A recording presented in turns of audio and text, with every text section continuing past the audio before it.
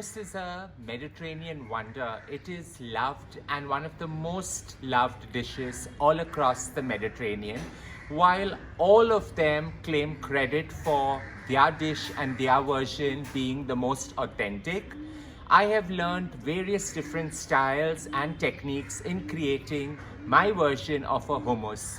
While they argue on their authenticity, let's get to creating my version, which is a mix of all these great attributes coming together. Let's get to cooking it. Hummus is always made with some chickpeas. While there are times that I have quirked it up and created various versions by actually replacing the bean variant. I've created quite a quirky hummus with some kidney beans, with some black-eyed peas, and also with some black beans. They come out perfect. We are going to create the most authentic version of hummus laden with some olive oil. I've taken 2 cups of chickpeas, soaked it overnight, put it into the cooker and given it 6 whistles so that they get nice and soft. Strained it, and we're going to create the most perfect hummus right in my food processor. To start this, in goes the boiled chickpeas. I'm going to reserve some for the garnish right at the end. So in goes some chickpeas. I've taken about 8 cloves of garlic and that goes in. The juice of 2 lemons.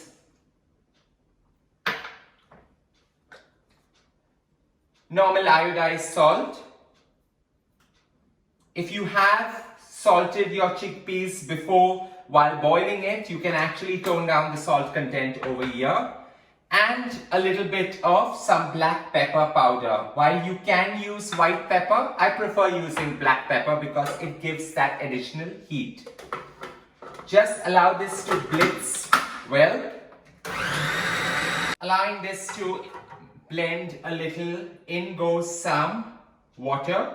So about 1/4 cup of water. And now here's the trick to get you the most finest blend. So you put in some ice cubes which enable the chickpeas to get the most smoothest emulsion. And in goes the famed sesame paste, that's the tahini paste. While I'm using a store-bought variant, you can also create this by taking some white sesame seeds, roasting it in a pan, blending it in your blender along with some olive oil and storing it. It stores in the fridge right up to 15 to 20 days. So about 2.5 tablespoons of this luscious, beautiful, thick sesame paste goes in. In goes the most amazing thing that actually brings this entire hummus together, and that's extra virgin olive oil. So I'm going to use about 40 ml of it to emulsify and create the most beautiful and luscious silken paste. So blitz away and you're ready.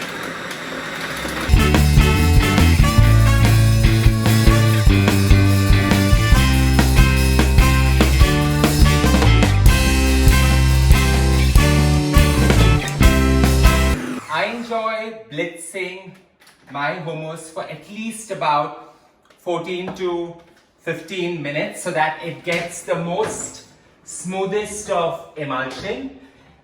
While I used a food processor, in case you want to do it, you can also create this bang in the blender and get the most smoothest of base. So now it's time to plate it. You need a nice bowl. I like using a bowl that's colorful and so in tune with the Mediterranean. Here we go, we just pour this entire luscious liquid gold right in. I'm going to reserve some to go bang in the middle of a sandwich a little later in the day. Now garnishing a hummus always has 3 key elements. One is some smoked red paprika. So take a little and create a beautiful center line right in the center. I like to create a cross, so sometimes I like to swirl it and create quite a whirl all through. Don't forget to add in some of the reserved chickpeas. So I'm going to put them right in the center. And finally, a little sprinkling or drizzle of some extra virgin olive oil right on top. And your hummus is ready. You just chill it into the refrigerator for anywhere between 1 hour to 3 hours, or when you're ready to enjoy it. Here we have it, my version of a Mediterranean hummus. It pairs beautifully with some vegetable crudités or just with some pita bread. Don't forget to share some love by hitting on the like button and do subscribe to my channel.